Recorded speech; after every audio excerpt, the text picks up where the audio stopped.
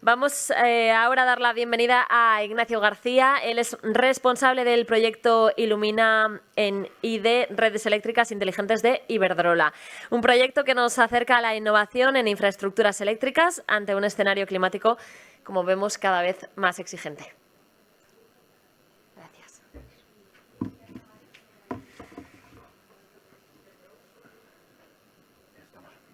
Bueno, buenos días a todos y, en primer lugar, pues agradeceros la posibilidad de participar en Spytech, en InnoTransfer, porque, bueno, pues como os contaré a lo largo de la presentación, una de las cuestiones importantes del proyecto es darnos a conocer y que lo mucho o poco que estamos aprendiendo pueda ser utilizado por el resto de agentes que intervienen en esta sociedad.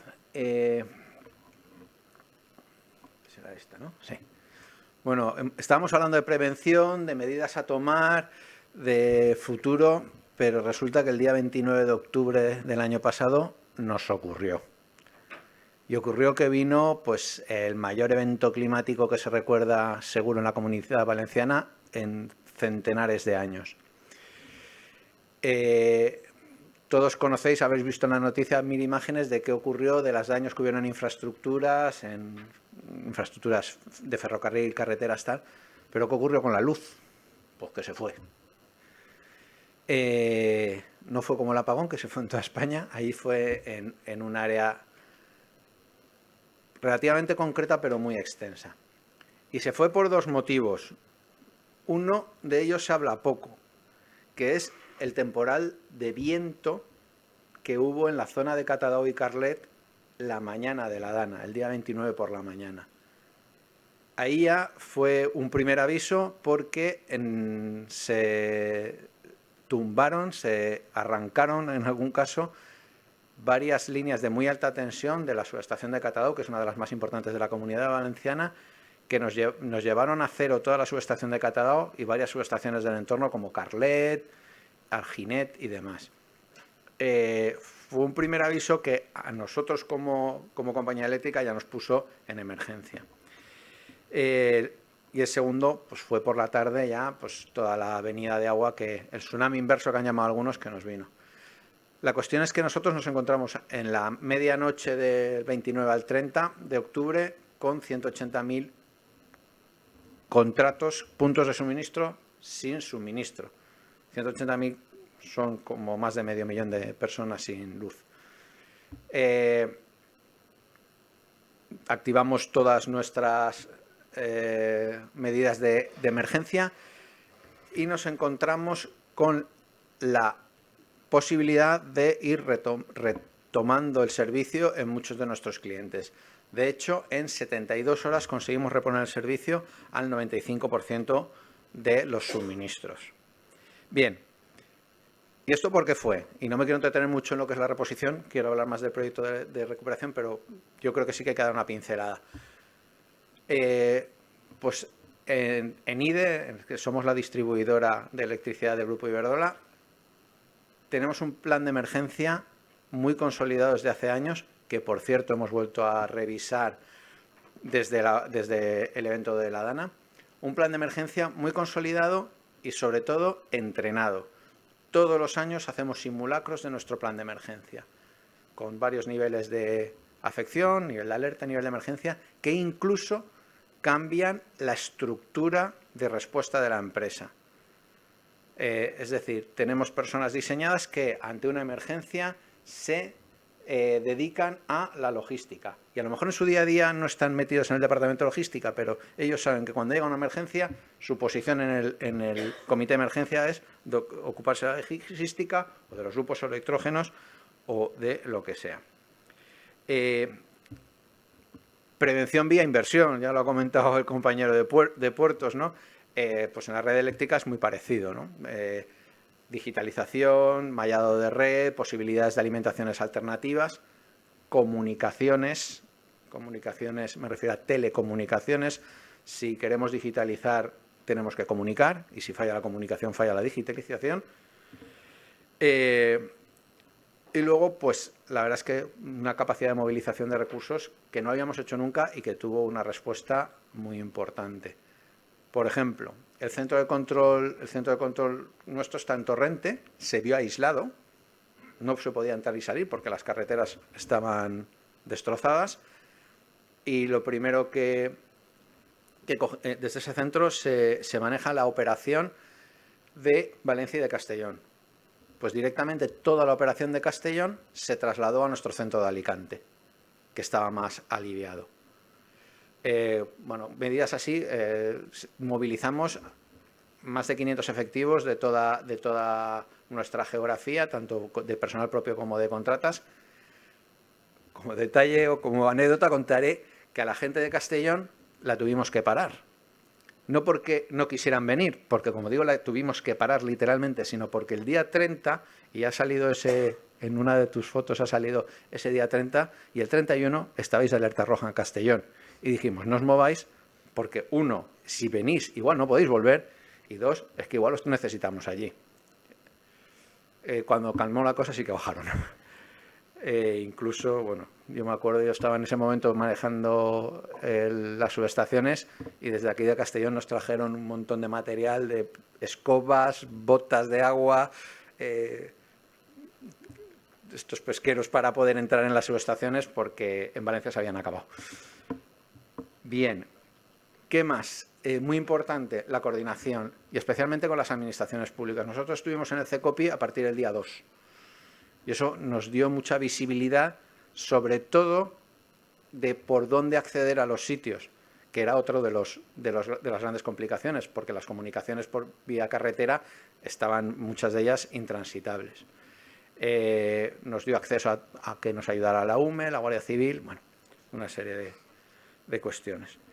Y bueno, ahí resaltar también pues esta fotografía que hemos utilizado, se ha hecho, por lo menos a nivel interno, se ha hecho viral, de todos nuestros rangers viniendo desde, esto concretamente era por la carretera en Madrid, estos son toda la gente que se desplazó desde la zona centro y norte de España, que vinieron, como digo, a ayudar. Otro reto logístico, en esas circunstancias busca hotel y dar de comer a toda esta gente. Otro reto, los pinchazos de las ruedas, porque como los caminos estaban como estaban, pinchamos, no sé ni cuántas ruedas pinchamos, hubo que buscar varios talleres que nos ayudaran a reponer, porque encima os recuerdo que era puente y muchas cosas estaban cerradas, y otras cerradas porque no podían ni abrir. Bien, pues una vez conseguimos reponer el servicio, lógicamente con soluciones de emergencia, tirando líneas de socorro, movilizamos hasta 200 grupos electrógenos que fuimos moviendo conforme íbamos recuperando red más o menos estable. Tocó evaluar daños. Una de las cuestiones que también me gustaría resaltar es que en muchas ocasiones conseguíamos reponer el servicio, como digo, con soluciones de emergencia, pero lo que no podía admitir servicio eran las instalaciones de los clientes, porque si las nuevas estaban destrozadas, las de los clientes pues también. Tiramos muchas acometidas provisionales y tal, pero aún así las instalaciones, muchas de ellas no admitían servicio. Lo digo porque he oído en algunas otras ocasiones, ¿no? ¿Cómo decís que repusisteis el 95% del servicio en 72 horas? Y muchos clientes se han quejado de que no era así, pues que lo que no admitía servicio era su propia instalación. Bien, pues como digo, tras reponer de urgencia, tocaba casi al mismo tiempo ir evaluando daños y, bueno, pues nos encontramos con 940 centros de transformación. Ahí tenéis en la imagen de la izquierda, es un centro de transformación absolutamente destrozado. No sé si podéis distinguir, la parte, digamos, azul que se ve es el transformador. La parte gris un poquito más a la derecha son las celdas de media tensión y justo al lado el cuadro de baja tensión. Está absolutamente arrasado. Evidentemente, los 940 centros no tuvieron el mismo grado de daño. Algunos ha habido que, vamos a decir, limpiar, pero del orden de 600 centros de transformación hemos tenido que renovar la parte, al menos la parte eléctrica. Tan destrozados como este habían 5, que esos directamente hubo que rehacerlos enteros e incluso moverlos de sitio. Una de las partes de los centros que se vio muy afectada y que nos ha costado mucho recuperar y que no se ven son los fosos de recogida de aceite. Todos los centros de transformación deben llevar un foso de recogida para que ante una eventual pérdida, estas son medidas de sostenibilidad que llevamos implantando desde hace mucho tiempo, es incluso reglamentaria, ante una eventual pérdida del aceite del transformador quede confinado en el foso. Claro, todos los fosos, son la parte más baja del transformador, estaban llenas de barro. Y limpiar el barro una vez se ha hecho duro es muy difícil. También nos encontramos con más de 450 apoyos, casi 500, algunos de ellos de muy alta tensión, como el que se muestra en la foto. Esta es de la zona que os he dicho antes de Catadau-Carlet. Aquí afectó mucho los vientos. Y 20 subestaciones, 3 de ellas, la que veis ahí es ya en Os de Quart, paralela a la A3. Otra fue el Oliveral, que está a escaso 1 kilómetro de esta, y otra, la de Gestalgar, que está en el norte interior, pegadita al cauce del río Turia, que esta se vio completamente arrasada. Pero más de 20 subestaciones con daños. Y fue muy extenso, como os he dicho, más de 100.000 contadores eléctricos de los que cuentan en nuestras casas también se habían visto dañados y ha habido que sustituirlos. Y yo también me gustaría comentar que estas son las afecciones muy evidentes. Hay afecciones, oye, ha pasado el agua y la electricidad se llevan fatal, y el barro no te digo, hay que limpiar, hay que renovar, pero han habido otras afecciones que no son tan evidentes. Y es que la red eléctrica en todo este trasiego se vio muy estresada. Hubo que hacer muchas más maniobras de lo habitual, las instalaciones sufrieron sobretensiones, sometimos a la red a un evento nada habitual. Y esto nos ha llevado es que con el tiempo instalaciones que no se habían visto dañadas o aparentemente no se habían visto dañadas han dado la cara con problemas en las operaciones, con disparos intempestivos o con averías que no esperadas. Y también hemos tenido que hacer frente a estas cuestiones. Bueno, ante estas cifras, desde IDE se decide que necesitamos OPEX, necesitamos CAPEX, necesitamos inversión, necesitamos operaciones, y que el grado de afección y de daño en las instalaciones es tal, bien es cierto que las instalaciones están funcionando, pero con un grado de afección y una precariedad muy importante. Y esto no se puede hacer frente desde una organización business as usual como estamos habituados a hacer, ¿no?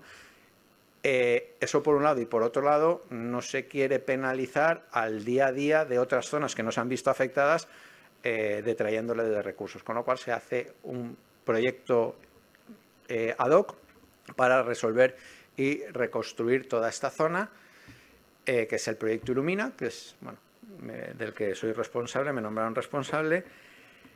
Y en este proyecto, desde el primer momento, lo que decidimos es utilizar las lecciones aprendidas de las que habíamos ido tomando nota en la fase de recuperación. Oye, nos ha salido razonablemente bien, hemos conseguido recuperar el servicio, yo diría, de forma sobresaliente, o al menos notable, pero ¿qué podemos hacer mejor? ¿Qué nos ha fallado? ¿Qué, de cara a futuro, tanto en procedimientos como constructivamente, como tecnológicamente, qué podemos hacer más? Bueno, pues sí, hicimos unos grupos de lecciones aprendidas, unos primeros análisis en los que identificamos unas lecciones o unas mejoras rápidas, unos quick wins, que directamente aplicamos al proyecto. Y determinamos que no era una mera reconstrucción lo que teníamos que hacer, que reconstruir lo mismo que estaba, si nos volvía a pasar nos quedaríamos parecidos. Pues vamos a tratar de meterle una parte de rediseño, de robustecimiento o resiliencia, que tampoco me gusta mucho. Bien, así que se diseña, como os digo, arranca el proyecto, se dota un presupuesto extraordinario de 100 millones de euros, creamos un equipo específico que sacamos de la organización con experiencia de 35 personas, estamos organizados en 6 departamentos, 5 áreas operativas, que son 3 áreas territoriales, que son las que veis ahí en colores, un área específica de subestaciones y muy alta tensión y otra de red digital y medida, y luego un área transversal de dirección de oficina de proyecto que lleva a Renata, que está por ahí. Hola, Renata. Que que también coordina todas las áreas transversales que hemos necesitado, como es, pues, he nombrado antes la logística, porque hemos movido un montón de materiales, prevención de riesgos laborales,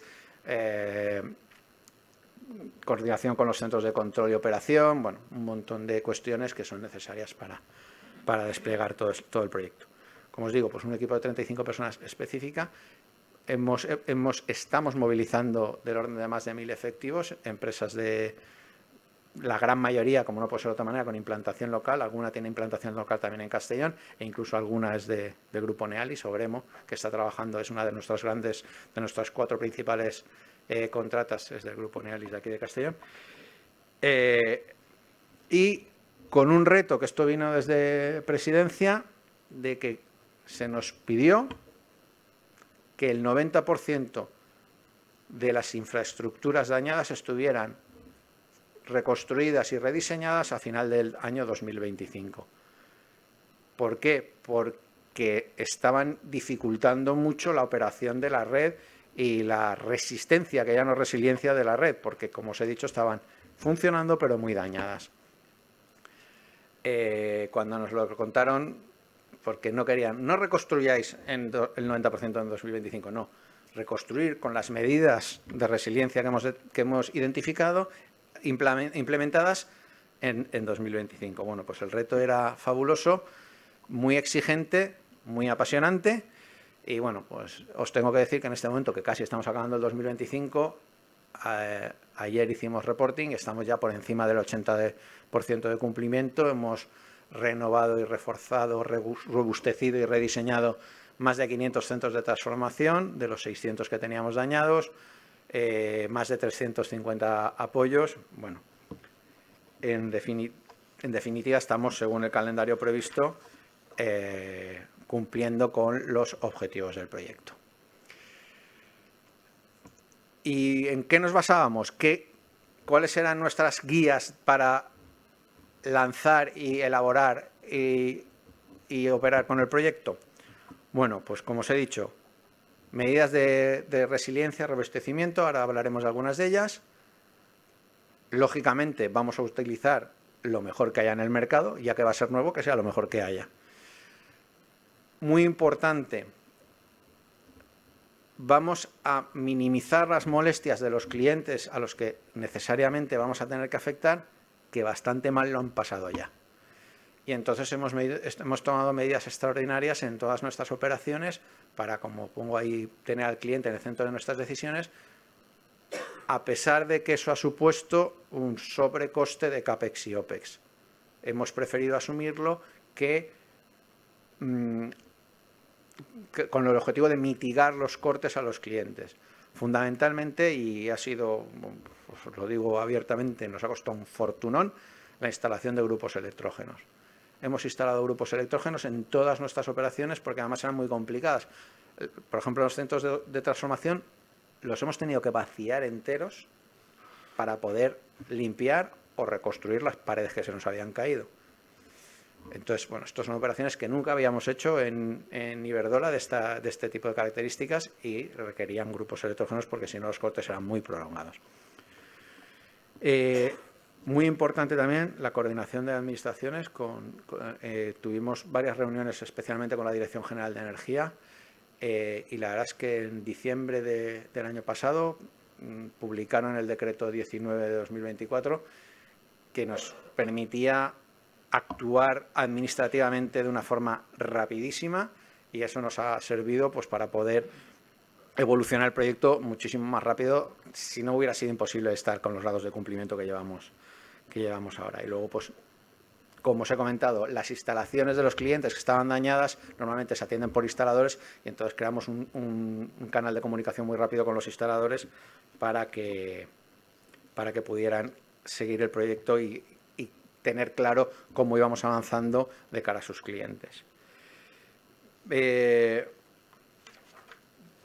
Y con esto, ¿qué hemos pretendido? Y aunque pueda sonar muy presuntuoso, hemos pretendido crear la red del futuro. ¿Y por qué hablamos de la red del futuro? Porque todas estas medidas, que ahora os voy a contar algunas, todas estas medidas que estamos implantando ya, que que de hecho están implantadas ya y con un grado de avance de más del 80%, en muchas otras zonas no se verán hasta dentro de años. Se verán en el futuro. Y eso lo vamos a tener y lo tenemos ya en la zona afectada por la DANA desde ya. Hemos estado aplicando medidas de robustecimiento, resiliencia, mejora, refuerzo en 3 ámbitos fundamentalmente. Uno, las más evidentes, las constructivas, pues como pueden ser la elevación del equipamiento eléctrico. Por lo que he oído varias cifras por ahí antes, nosotros hemos visto, hemos estudiado que en el evento DANA, con 40 o 50 centímetros de elevación, en muchos casos, nos hubiéramos evitado del orden del 50% de las afecciones a equipamiento eléctrico. Evidentemente, si te entra 3 metros de agua en un centro de transformación que mide 3 metros, se acabó. Pero no entran 3 metros en muchos sitios. En cuanto te separas un poco de los cauces, la altura es mucho menor. Entonces, dentro de las posibilidades que tenía lo que ya teníamos construidos, hemos ido elevando todas las aparamentas eléctricas, celdas y edificios de control y demás. Especialmente en las subestaciones, que hemos elevado toda la plataforma de la subestación. Por ejemplo, en Llanos de Cuarla hemos elevado casi 2 metros. Lo que hemos hecho es hemos utilizado, también lo ha mencionado el compañero, hemos utilizado tecnología BIM, hemos hecho un gemelo digital de la subestación y hemos ido calculando cuánto habría que elevar la plataforma para que un evento de similares características no la afectara. Entonces, bueno, pues cuando hemos dicho, oye, esto es muy raro que suceda, le hemos dado un poquito más y eso es lo que hemos construido. ¿Vale? Dicho en muy coloquial, pero bueno, que es un estudio, la verdad es que es un estudio muy sesudo, pero que nos ha llevado a elevar. Eso ha supuesto, pues lógicamente, un sobrecoste en resiliencia que no hubiéramos tenido en una reconstrucción pura. Compactación de subestaciones, pues hemos cambiado la tecnología conocida, típica de aislamientos a aire, a compactaciones con aislamientos gas que son mucho más robustas y que aguantan mucho mejor incluso el agua, son inundables. Bueno, fijaciones antivuelco, porque nos hemos encontrado que muchas de nuestras celdas lo que nos las encontrábamos era volcadas, funcionando pero volcadas, habían flotado y se habían volcado. Bueno, como os digo, una serie de medidas de 1, construcción evidente, 2, tecnológicas vía digitalización, fundamentalmente, y, como he mencionado anteriormente, refuerzo de las comunicaciones, de las telecomunicaciones, porque en muchos de los puntos que ya teníamos digitalizados no pudimos operar porque las telecomunicaciones se habían caído. Y lo que estamos haciendo es reforzar nuestra red propia de comunicaciones vía fibra óptica y PLC. Bueno, instalación de pozos prefabricados. En algún caso se ve por ahí, en la fotografía del transformador, me podéis decir, ¿qué estás ganando ahí? ¿40 centímetros? Digo, pues sí, estoy ganando 40 centímetros, pero no es verdad. Estoy ganando 40 que gano por arriba y los 60 que me evito que está bajo el foso y que estoy ganándole más de 1 metro al foso del transformador. Y como he dicho antes, solo con esos 40, más de la mitad de los centros que hemos tenido daño los hubiéramos tenido sucios, pero nos hubieran visto dañados los transformadores. Bueno, sellados de pasos de cable y tal, como digo. Pero también hay una tercera medida de resiliencia que estamos tomando, que es la procedimental. A raíz de esto, y como os he dicho, las lecciones aprendidas, hemos lanzado otro proyecto, lo hemos llamado Proyecto Resiliencia, en el que estamos analizando todos los procedimientos, incluido el plan de emergencia, que se relacionan con esto desde el punto de vista de estandarización, para que estas medidas constructivas se implanten allá donde sean zonas de flujo preferente o zona inundable, desde el punto de vista de operaciones, desde el punto de vista de movilidad de nuestra propia gente de campo. Bueno, desde todo el abanico de operaciones y necesidades que tenemos en Iberdrola, para que si vuelve a ocurrir algo parecido estemos mejor preparados y los procedimientos sean más robustos y más diligentes. con esto de la digitalización también que conseguimos dar entrada a la famosísima inteligencia artificial. Vía sensórica y vía comunicación lo que vamos a permitir son ya estamos implantando algoritmos de reposición automática. Estamos programando la red de modo que ante un evento ella sola se reconfigura y hace las operaciones en los centros de transformación necesarias para aislar las averías. De hecho, la mejora la estamos notando ya. Ayer hablando con el centro de control me decían que zonas que antes era muy complicado de reponer, ahora las estamos reponiendo en minutos. De hecho, ya a día de hoy tenemos más centros automatizados con reposición remota, un 30% más que antes del evento de la DANA. Y ya, la última. Y ya por último, uno de los elementos que nos parecía fundamentales, aspectos dentro del proyecto, es la comunicación y difusión. Porque yo creo que estaremos todos de acuerdo que ante un evento así, lo que no podemos permitirnos es no aprender. Y lo que tampoco podemos permitirnos es lo que aprendamos no contarlo. Así que, bueno, pues esto es un ejemplo. Aquí estoy hoy a final de año con la calle liada y hemos venido a contarlo porque nos parece muy importante poder compartir todas estas lecciones, todo lo que estamos viendo pues en foros, vamos, el Departamento de Comunicación nos lleva fritos en que hay que participar en foros, en que hay que participar hay que sacar noticias en prensa. Internamente también estamos haciendo un plan de comunicación muy, muy ambicioso y bueno, pues en redes sociales pues también estamos por ahí dando la brasa. Así que bueno, pues muchas gracias a todos y gracias por darnos la posibilidad de hablar.